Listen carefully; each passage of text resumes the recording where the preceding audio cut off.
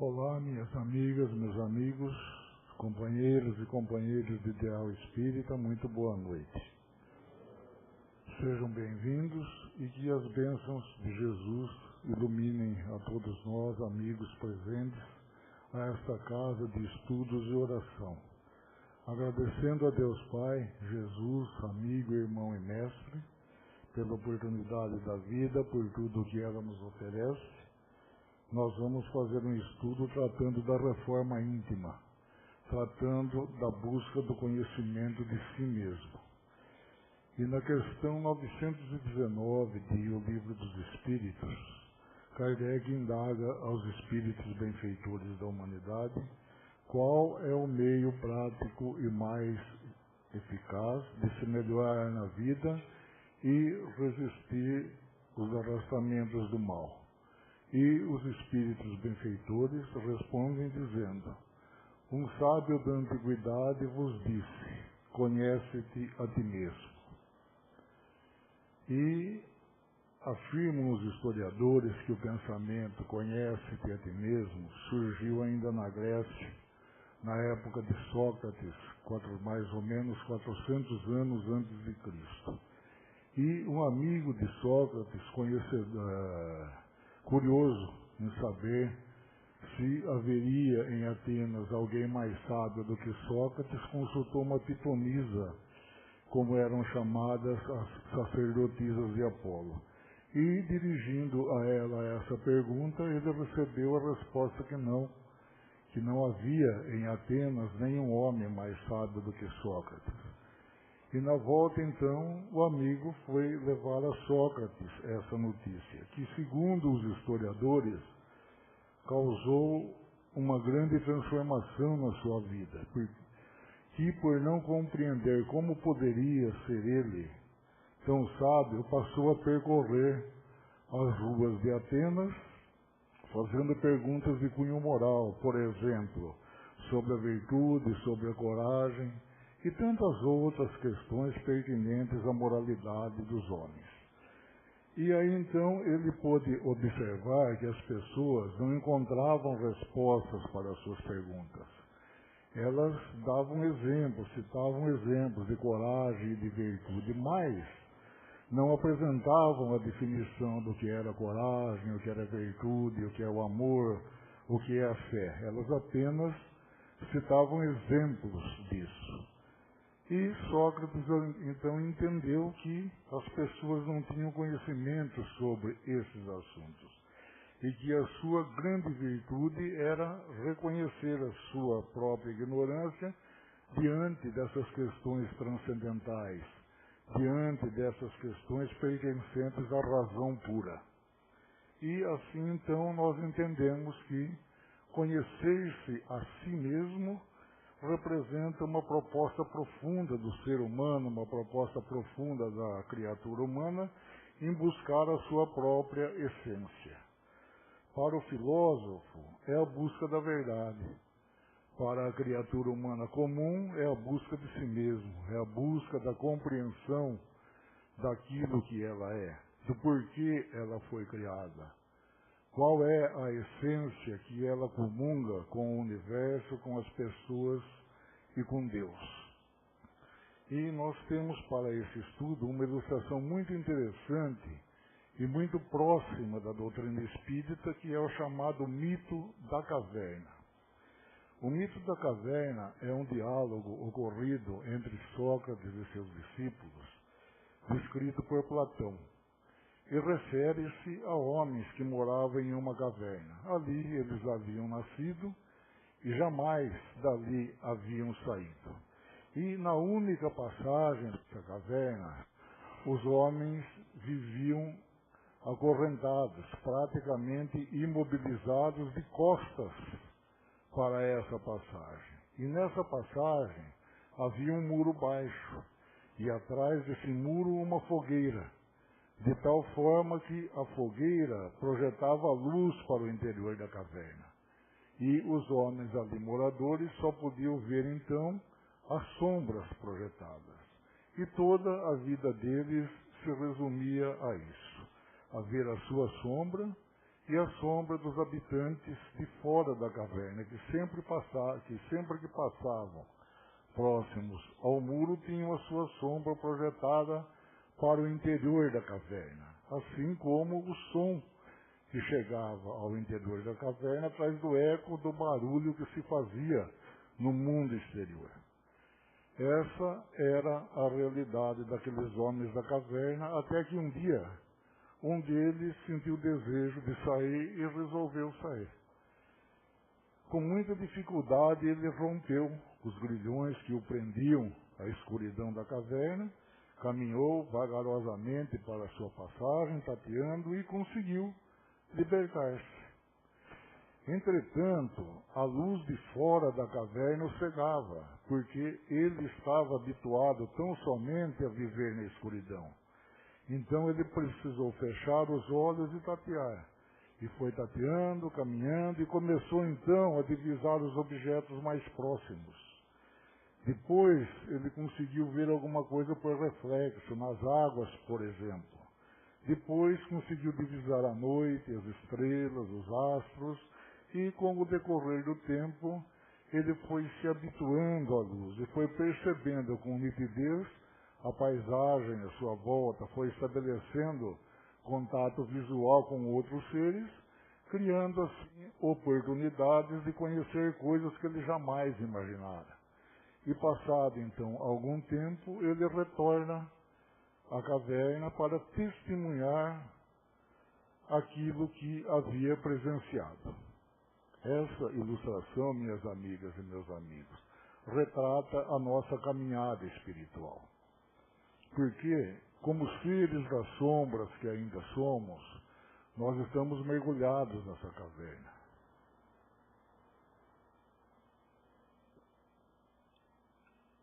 Nós estamos mergulhados nessa caverna, vivendo no mundo dos sentidos físicos grosseiros que representam para nós a projeção das sombras do mundo real.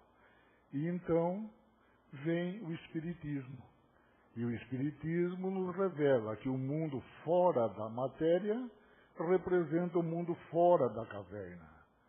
É o mundo da nossa essência divina, do qual nós só temos pálidas notícias através das sombras que aquela luz projetava sobre a caverna e do eco do barulho que vinha de fora da caverna.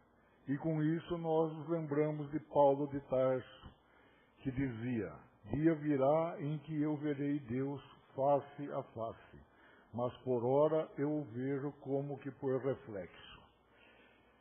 E nós estamos ainda vivendo nas sombras, vivendo na escuridão, mas caminhando em direção à luz. Caminhando em direção à luz para perceber Deus, para perceber por reflexo essas verdades. Assim como o homem da caverna, que não conseguia suportar a luz do sol diretamente e precisava ver os reflexos na água. Ele divisava a presença divina, mas ainda não podia senti-la com toda a sua luz. Essa simbologia do mito da caverna representa a busca do autoconhecimento. Mas não o autoconhecimento que vem através dos nossos sentidos grosseiros. Muitos filósofos, por exemplo, detiveram daquilo que as percepções do mundo permitiam e daquilo que o raciocínio permitia a eles, que eles elaborassem a partir do que lhes chegava pelos sentidos grosseiros. Então a ideia que nós fazemos do mundo é essa. Nós vemos as criações materiais e temos as percepções grosseiras que nos chegam através da visão, da audição, do tato, do paladar, nos fazendo acreditar que a vida se resume a isso.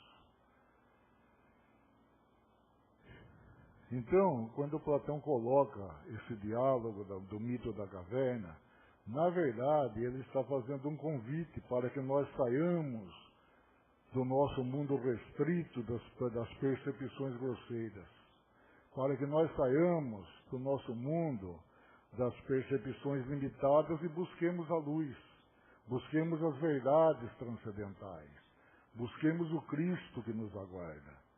porque nós estamos na Terra usufruindo da misericórdia divina para evoluir.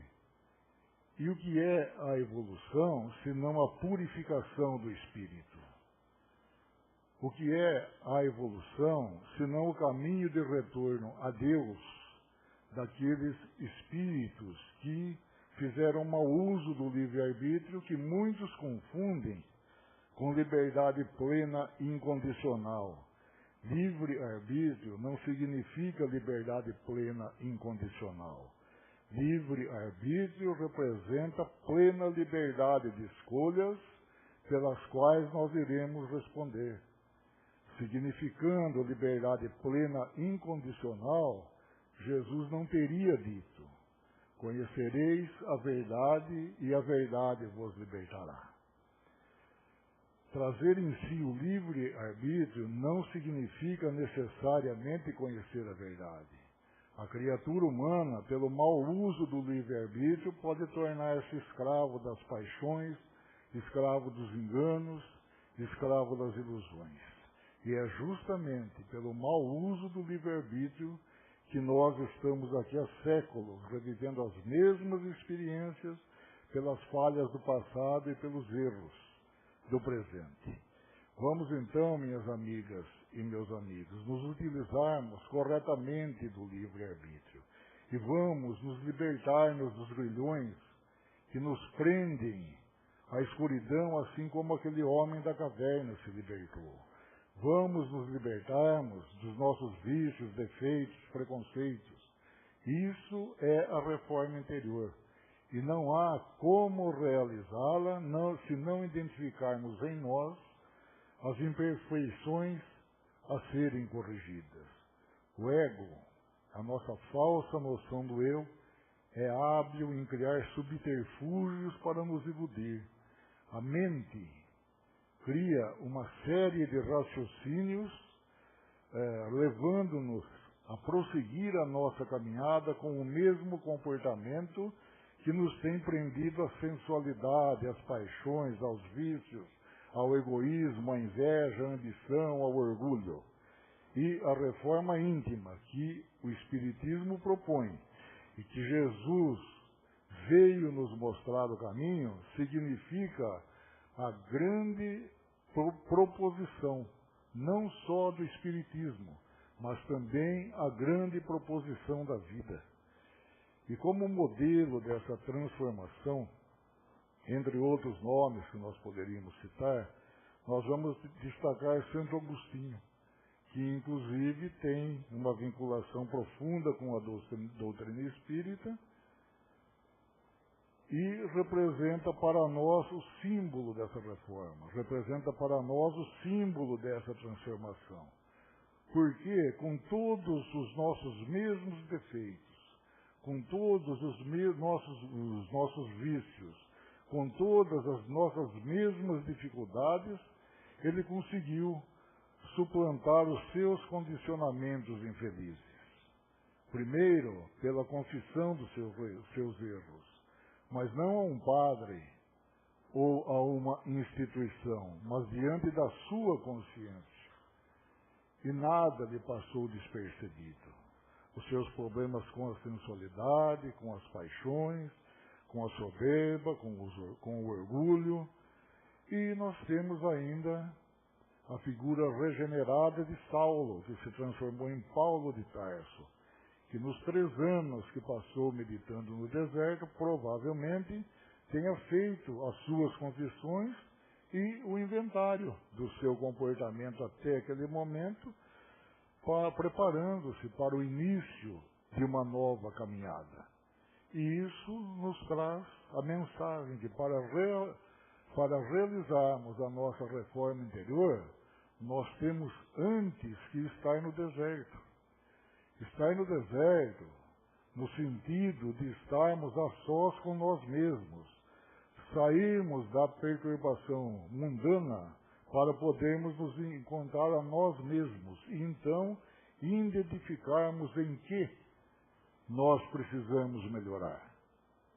E nós temos aqui um pequeno trecho do livro Confissões de Santo Agostinho para que as amigas e os amigos possam sentir a beleza de quando o espírito vai conseguindo conhecer novas realidades. E ele diz assim: entrei e vi com os olhos da alma, acima desses mesmos olhos, acima da minha inteligência, a luz imantável, não essa vulgar e visível a todos os olhos de carne, em outra, do mesmo gênero, embora maior, era muito mais clara, enchendo com sua força todo o espaço. Esse, minhas amigas e meus amigos, é o momento de nós sairmos da caverna. É o momento de nós divisarmos uma realidade que não estamos habituados a ver. Na nossa prisão, na escuridão da caverna, nós não vemos essa claridade. Mas, com a proposta do conhecimento de si mesmo, nós podemos divisar a luz interior que existe em nós. E lá no início da nossa fala, nós nos referimos à questão 919 do Livro dos Espíritos, quando Kardec indaga aos espíritos benfeitores da humanidade qual é o meio prático e mais eficaz de melhorar-se na vida e resistir aos arrastamentos do mal. E os espíritos responderam dizendo: um sábio da antiguidade vos disse, conhece-te a ti mesmo.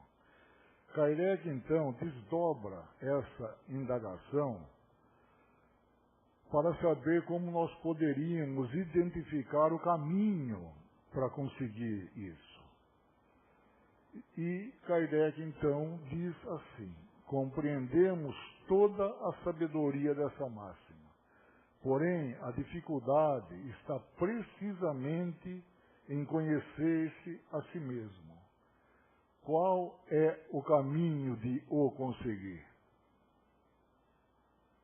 Então, Santo Agostinho responde dizendo como fazia quando estava na Terra. E nós temos aqui em destaque alguns pontos da sua conduta. O primeiro deles, ele interrogava a sua consciência todas as noites sobre se havia faltado a algum dever naquele dia.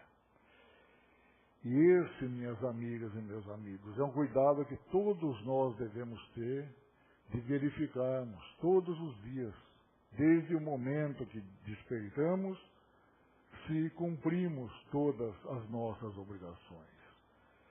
Porque muitas pessoas carregam consigo a falsa noção do dever, entendendo que o dever se restringe unicamente a cumprir as diretrizes que a sociedade convenciona para nós.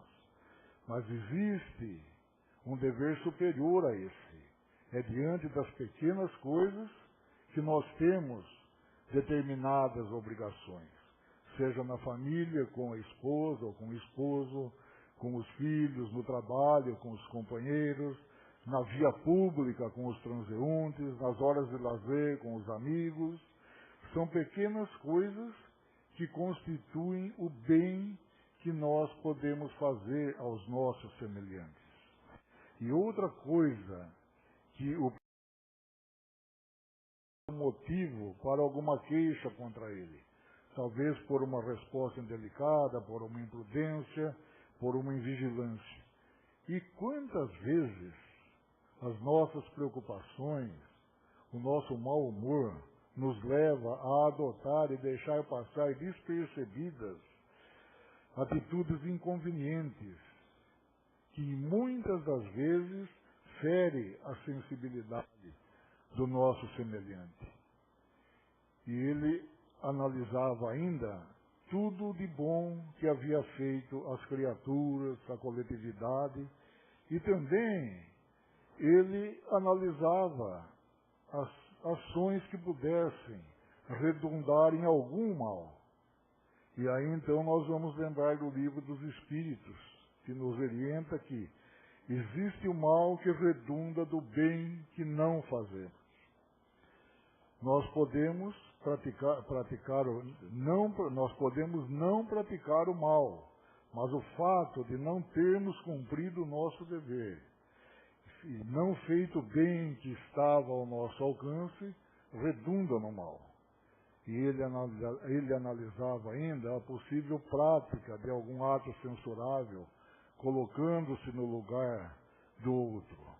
Essa, minhas amigas e meus amigos, é uma forma de nós nos esquivarmos do ego, porque o ego, às vezes, apresenta justificativas para as atitudes desagradáveis e até inaceitáveis que nós praticamos no dia a dia. E depois ele perguntava-se se poderia temer o olhar de alguém. E nessa hora nós nos lembramos de André Luiz. André Luiz, quando estava no nosso lar, encontrou uma ex-companheira de relacionamento íntimo extraconjugal. E o seu olhar o incomodou profundamente, porque a sua consciência naquele instante o acusava que a sua relação com ela não havia sido uma atitude adequada. E quando nós avaliamos em vida as nossas atitudes, nós podemos identificar e afastar o erro. Essa é a grande questão da reforma interior. Não basta identificar o erro. É preciso corrigir a fonte e, se possível, corrigir as consequências. E daí nós voltamos a nos lembrar das palavras de Jesus. Reconcilia-te com o teu adversário enquanto estás a caminho com ele. E ele procurava ainda saber se não estava iludindo-se a si mesmo, justificando suas atitudes. E aí ele coloca o seguinte: o avarento se considera apenas econômico e previdente, e o orgulhoso julga em si só dignidade. E nós, em alguns momentos, somos orgulhosos, egoístas, invejosos, ambiciosos, e nós justificamos isso de uma forma racional. A nossa mente é hábil em fazer isso, mas, na verdade, a imperfeição está presente em nós e precisa ser corrigida. E ele ainda dizia que quando nós tivermos dúvida em relação às nossas atitudes, quando nós estivermos com a mente confusa, que nos coloquemos no lugar do outro e nos perguntemos se, estando no lugar dele, nós condenaríamos a nossa atitude. Então, minhas amigas e meus amigos, quando nós consideramos que precisamos dessa reforma, é como reformar uma casa para que os habitantes ali encontrem condições adequadas de moradia. É semelhante a enfermos que necessitam de medicamento. Jesus é o terapeuta da alma e oferece não só medicamento, mas ele nos traz também ensinamentos de como efetuar essa resposta, dando muitos exemplos no Evangelho. A mulher adúltera, por exemplo, ela havia cometido um erro, um equívoco, e, pela lei da época, deveria ser apedrejada. E Jesus, diante dessa situação, oferece uma lição para a nossa alma, porque acima da condenação, do julgamento dos homens, existe a consciência de cada um. Então, naquele momento, Jesus, usando da sua autoridade moral, diz: aquele que está sem pecado, atire a primeira pedra. E essas palavras levaram a cada um daqueles acusadores a fazer um inventário da sua consciência no que dizia respeito àquele delito. E isso é uma lição para a nossa alma, porque nós vamos começar aí a compreender, a entender que às vezes a vida trabalha reflexivamente para nós. Quando nós olhamos para o nosso semelhante e nos incomodamos com as suas imperfeições, nós o julgamos e condenamos. E Jesus habilmente nos alertou a respeito quando disse: porque olhas o cisco no olho do seu irmão e não vês a trave nos seus. Quando nós olhamos nos olhos de alguém, o que nós vemos nada mais é do que o reflexo da nossa imagem. Então, quando nós estamos enxergando o cisco no olho do nosso irmão, na verdade, nós estamos vendo a trave que existe no nosso ali projetada. E nas outras pessoas, as imperfeições que mais nos incomodam são justamente aquelas que nós também carregamos. E nós condenamos o nosso irmão, esquecendo que ele está ali para apontar as nossas falhas. E nesse momento, o convite do Evangelho é sublime. Perdoa, compreende e tolera o seu semelhante.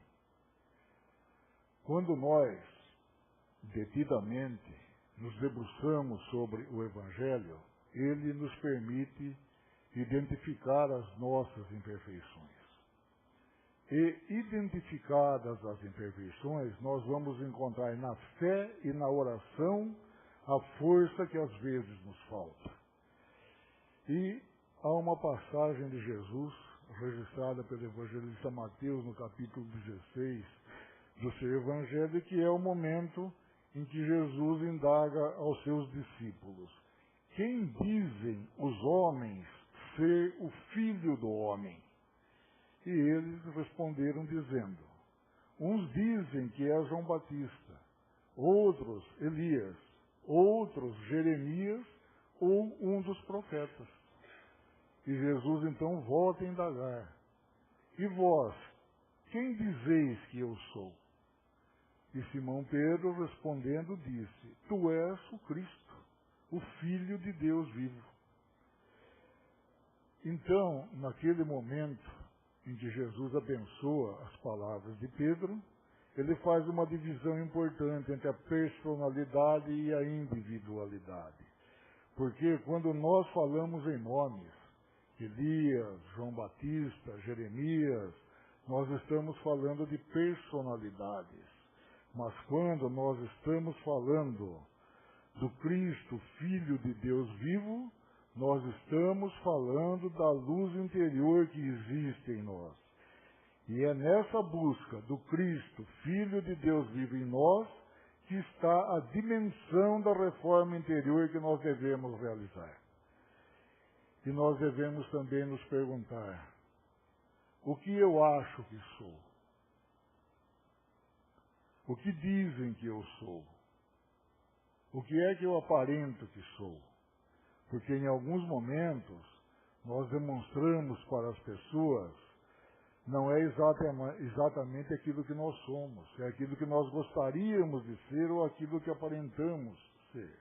Mas a grande pergunta da qual nós buscamos a resposta é: o que realmente eu sou? E nós só vamos apreciar a resposta dessa pergunta através da reforma interior, através do inventário de Santo Agostinho, através da busca do Cristo, Filho de Deus vivo em nós. Vamos então, minhas amigas e meus amigos, nos preparar para que é a recepção do passe, que conforme nos ensina Emmanuel, é a transfusão de energia físico-psíquicas extraídas do reservatório limitado do encarnado e do reservatório ilimitado das forças espirituais, onde existe um espírito encarnado que doa boa parte dos seus fluidos físicos.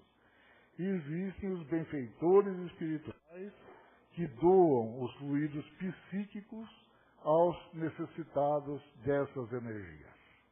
Vamos então orar, elevando a Deus a prece que Jesus nos ensinou. Pai nosso que estás nos céus, santificado seja o vosso nome. Venha a nós o vosso reino, seja feita a vossa vontade, assim na terra como no céu. O pão nosso de cada dia nos dai hoje, Perdoai as nossas dívidas, assim como nós perdoamos os nossos devedores, e não nos deixeis cair em tentação, mas livrai-nos do mal. Assim seja. Muita paz, amor, harmonia, e que as bênçãos de Jesus permaneçam em nós.